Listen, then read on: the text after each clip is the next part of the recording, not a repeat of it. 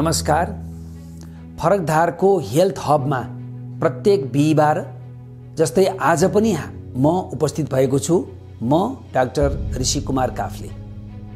आज हामी मृगौला र मधुमेहको बारेमा कुरा गर्न भन्दा अगावै काठमाडौँ महानगरपालिका र मृगौला बचाऊ अभियानले माघ 1 गतेदेखि 32 वटामा पिसाब जाँच गरेर मृगौला रोगको पहिचान गर्ने काम सुरुवात गर्न लागेका छौँ।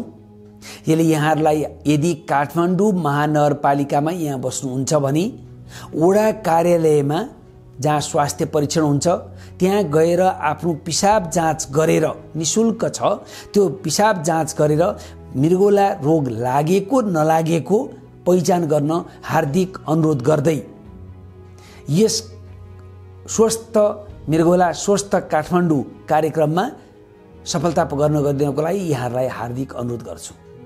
अब आजको विषय प्रवेश गरौँ। मृगौला र मधुमेह। तपाईले देख्नुहुन्छ घर घरमा मधुमेहका मान्छेहरू छन्। मधुमेह भनेको के? डायबिटिस। रगतमा चिनीको मात्रा बढी भएका व्यक्तिहरू, कोही मोटो भएर चिनीको बढी भएका व्यक्तिहरू, कोही बढी खाएर चिनी रोग भएका व्यक्तिहरू। तर घुमाई फिराई के छ भने त्यो शरीरको सन्तुलन बिग्रेर सामान्य खानेकुरा खाँदाखेरि पनि चिनीको मात्रा रगतमा बढ्ने स्थितिलाई डायबिटिस भन्छ, चिनी रोग भन्छ। त्यो मूलत त्यो बनाउने एउटा अर्ग्यान छ प्याङ्क्रियाजको, इन्सुलिन हो। त्यो इन्सुलिन पैदा गर्न सकेन वा पैदा गरेको इन्सुलिन त्रुटिपूर्ण भयो भनेदेखि के हुन सक्छ? डायबिटिस हुन्छ। अब त्यो डायबिटिस भएको कारणले के हुन्छ? मान्छेलाई पहिलो त के दिइन्छ? कोही पनि व्यक्तिलाई डायबिटिस भयो भने त्यसलाई के दिइन्छ? मुख बार्नुस्, तौल बढी छ भने तौल घटाउनुस्, एक्सर्साइज गर्नुस्, खानेकुरा बार्नुस्, हैन? यी विभिन्न कुरा भनेर उहाँलाई के भनिन्छ भनेदेखि त्यो सुगरको लेभल अथवा चिनीको मात्रा ठिक राख्न प्रयास गरिन्छ। कतिजना व्यक्तिहरूलाई यो लाइफस्टाइल चेन्ज भन्छ। जीवनशैली परिवर्तन गर्ने बित्तिकै के हुन्छ? सुगर ठिक आउँछ।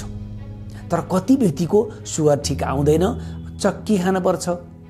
कतिजना व्यक्तिलाई एउटा चक्कीले पुग्दैन, 2टा चक्की 3टा चक्की खानुपर्छ, 3 थरीको चक्की खानुपर्छ, हैन? र यदि त्यतिले पनि भएन भने के गर्नुपर्छ? इन्सुलिन लिनुपर्छ। कम उमेर भएका, तौल कम भएका व्यक्तिहरूमा त ठाडै धेरै जसो व्यक्तिहरूमा इन्सुलिनकै आवश्यकता पर्छ। अब रहोस् कसरी इन्सुलिन दिने, कसलाई कति दिने भन्ने बारेमा आज हामीले छलफल गर्न लागेको होइन। आज हामीले छलफल गर्न लागेको मधुमेह भएको व्यक्तिहरूले जति बढी समय बाँच्छन्, जति लामो समय उनीहरू बाँच्छन्, त्यति नै त्यो मधुमेहको कारणले मृगौला बिग्रिन सक्छ। र यदि तपाईले डायलाइसिस गरेको ठाउँमा अथवा मृगौला बिग्रिएर बाँच्नको लागि आधुनिक चिकित्सा प्रणालीले दिएको सुविधा डायलाइसिस, रगतको शुद्धिकरण गरेर बाँच्ने स्थलोमा पुग्नुभयो, त्यो सेन्टरमा पुग्नुभयो, अस्पतालमा पुग्नुभयो भने के देख्नुहुन्छ? अधिकांश व्यक्तिहरू के छन्? डायबिटिसको कारणले ग्रसित छन्। डायबिटिसको कारणले मृगौला बिग्रेको भेट्नुहुन्छ। अब तपाईँ भन्नुहुन्छ मृगौला बिग्रिन सक्ने सम्भावना यत्रो छ भने के उहाँहरूलाई थाहा थियो त? के थाहा पाउनुभयो त? उहाँहरूले थाहा पाउनु भएन। कतिजना व्यक्तिहरूले के भन्नुहुन्छ भने डायबिटिसले अथवा चिनी रोगले मेरो मृगौला बिग्रिन्छ भने त मैले थाहै पाइनँ, लौ न नि के गर्ने होला भनेर भन्नुहुन्थ्यो। त्यसैले यो कार्यक्रमबाट यहाँहरूलाई के अनुरोध गर्न खोजेको भने मृगौलालाई चिनी रोगले आजको भोलि असर गर्दैमा बिग्रिँदैन। ल सुगर बढेछ, लौ न नि मेरो त मृगौला बिग्रिहाल्यो कि भनेर चिन्तै गर्नु पर्दैन। तर जति जति बढी वर्ष बित्दै जान्छ जति जति बढी वर्ष तपाईँ मधुमेह रोग भएको कारणले बाँच्दै जानुहुन्छ के देखिन्छ?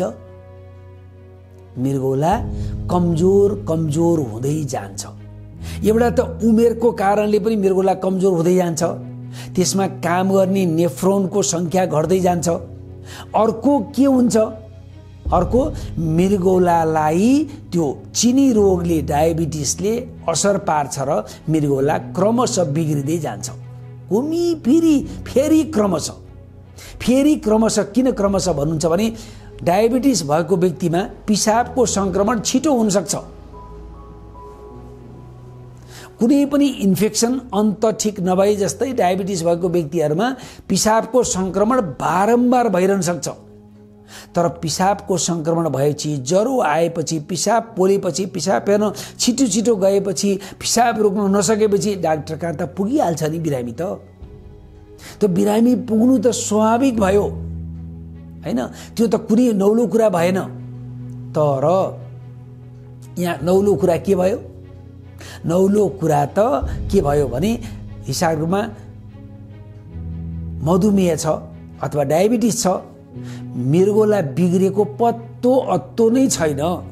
जस्तो मृगौलामा लागेको रोग बढ्दै जाँदा मृगौला बिग्रिने क्रम भइसक्दा मृगौला बिग्रेर धेरै नराम्रो स्थिति नपुगेसम्म थाहा नपाए जस्तै मधुमेह भएका व्यक्तिहरू, डायबिटिस भएका व्यक्तिहरू पनि त्यस्तै छन्।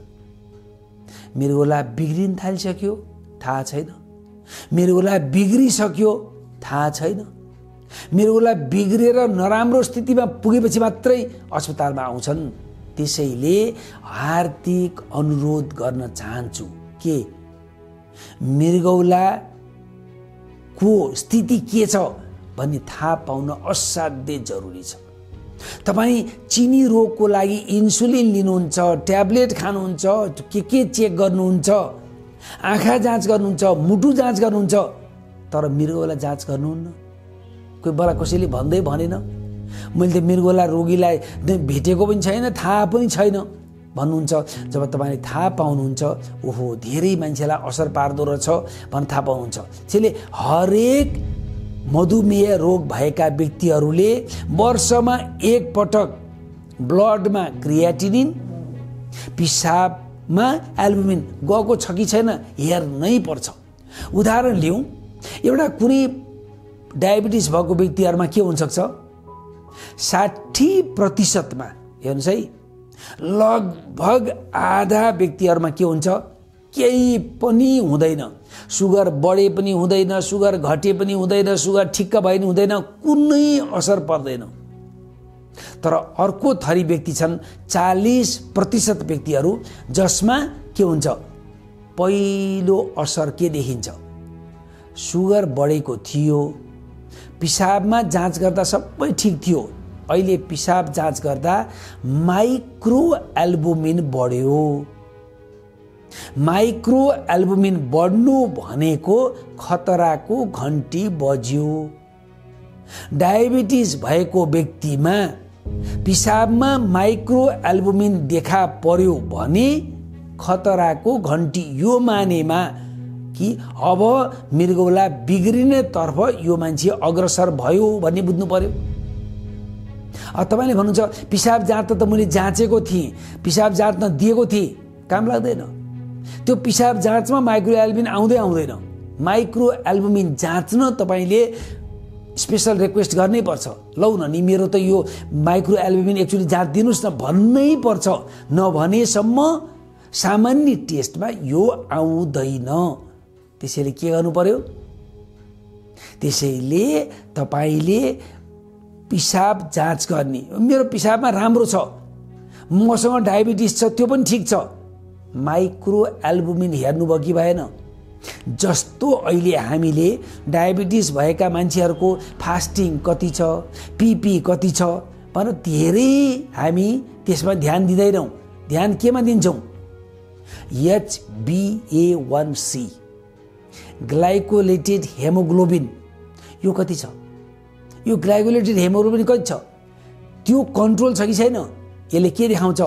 पछिल्लो 3 महिनामा तपाईले सुगर ठिक राख्नु भएको कुराको रेकर्ड HbA1c ले दिन्छ। चाहे फास्टिङ आज ठिक होस् बेठिक होस्, अथवा खाना खाएको पछिको ठिक होस् बेठिक होस्, HbA1c लाई महत्त्व दिए जस्तै डायबिटिज भएको व्यक्तिमा मृगौला बिग्रिन थाल्नु भनेको माइक्रो एल्बुमिन बढ्नु हो। अब यो माइक्रो एल्बुमिन बढेको व्यक्तिहरूमा सुगर ठिक राख्नु एकातिर छँदैछ भने विशेष खालको औषधि दिएर, विशेष खालको औषधि यो मानेमा भने कि रक्तचाप कन्ट्रोल गर्ने औषधि दिएर त्यो माइक्रो एल्बुमिनलाई रोक्ने प्रयास गरिन्छ। यदि माइक्रो एल्बुमिन रोक्न सक्नु भएन भने अब अर्को स्टेजमा गयो।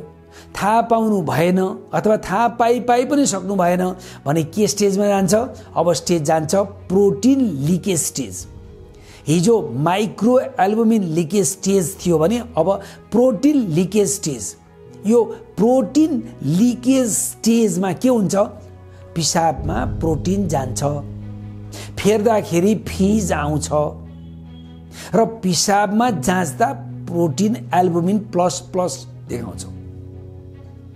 यसमा पनि वास्ता गर्नु भएन, जाँच्दै जानु भएको छैन, के वास्ता गर्नु? मलाई के भएको छैन भनेर बसिरहनु भएको थियो घरमा, सुगर मात्रै हेरेर बस्नु भएको छ भने अब त्यो 40% मान्छे के देखा पर्छ भने अब यो मान्छेको खुट्टा सुनिन थाल्छ, पिसाब घट्न थाल्छ, रक्तचाप बढ्न थाल्छ। हिजो रक्तचाप छँदै थिएन, कहाँबाट आयो रक्तचाप? रक्तचाप बढ्ने, पिसाब घट्ने, शरीर सुन्निने, खुट्टा सुन्निने। अनि हाम्रो त सजिलो छ, खुट्टा सुन्निएपछि चिसोले सुन्नियो भनेर बस्यो।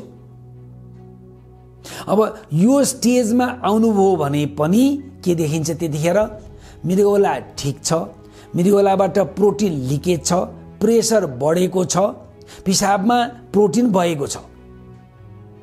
यो स्टेजमा पनि आउनु भएन, जाँच्दै गर्नु भएन, खै के हो म त व्यस्त भएँ थाहै पाइन भन्नुभयो भने अबको स्टेज चाहिँ किडनी फेलियरको स्टेज। अब चाहिँ त्यो शरीर सुन्निएको पनि छ, पिसाबबाट प्रोटिन गएको पनि छ।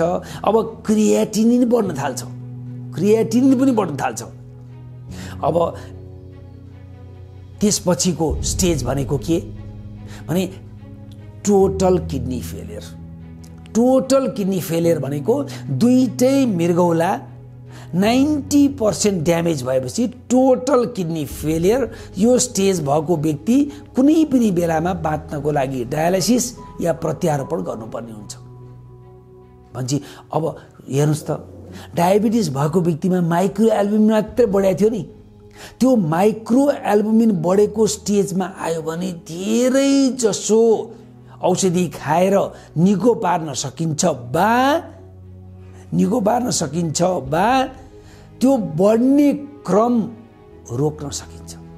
तर पिसाबबाट प्लस प्रोटिन गइसकेपछि 90% हामी त्यो पिसाबबाट प्रोटिन गइरहेको कुरा फर्काएर फेरि नर्मल ल्याउन असम्भव प्राय हुन्छ। प्रयास गर्न मिल्छ, कहिलेकाहीँ सफलता हासिल हुन्छ, तर सामान्यतया सफलता हासिल गर्न पनि गाह्रो पर्छ। त्यसैले अब स्वस्थ भयो भनेर बस्ने व्यक्तिहरू घरमै बस्ने, पिसाब जाँच्न नजाने, माइक्रो एल्बुमिन जाँच्दै नजाँच्ने, अनि पछि गएर मेरो मृगौला किन बिग्रियो भनेर आउने, यो देखिएको हुँदाखेरि 40% व्यक्तिहरू भनेपछि डायबिटिज भएको व्यक्ति जति बाँच्दै जान्छ बढी, जति औषधि खाँदै जान्छ, सुगर ठिक राख्दै जान्छ, तापनि 40% सम्म बिरामीहरूमा के हुन सक्छ? मृगौला बिग्रिन सक्छ। फेरि मृगौला बिग्रेपछि कहानी त्यही हो। मृगौला बिग्रेपछि खानामा कन्ट्रोल, पानी कन्ट्रोल, त्यसपछिको रूपमा डायलाइसिस र प्रत्यारोपण। भन्छ यो झमेलामा नपर्नुहोस्। यो झमेलामा तपाईहरु पर्नु भएन र सजिलोसँग बच्नको लागि के गर्नु पर्यो? मृगौलालाई स्वस्थ छ छैन भनेर चेक नगरिकन आफूतिर फर्केर मेरो खुट्टा पनि सुनिया छैन, पिसाब फेर्दा फिज पनि आएको छैन, म किन जानुपर्छ भन्न नबस्नुस्। किन भन्नुहुन्छ भने त्यो माइक्रो एल्बुमिन फेरेको व्यक्तिले थाहै पाउँदैन। अनि त्यसैले लक्षण कुरेर बस्दा ढिलो हुने, बारम्बार हामी त्यही कुरा दोहोऱ्याइ गर्नुपर्छ। उच्च रक्तचाप भने जस्तै मधुमेहले जुन पार्ने असर हो, त्यो असर थोरै बिरामीलाई असर पार्छ, थोरैलाई असर पार्छ। तर कति छन्? लाखौं व्यक्ति छन्। लाखौं व्यक्तिमा थोरै असर पनि के हुँदो रहेछ? ठुलो देखिँदो रहेछ। त्यसैले प्रत्येक वर्ष हाम्रो देशमा 3000 व्यक्तिको मृगौला बिग्रिन्छ।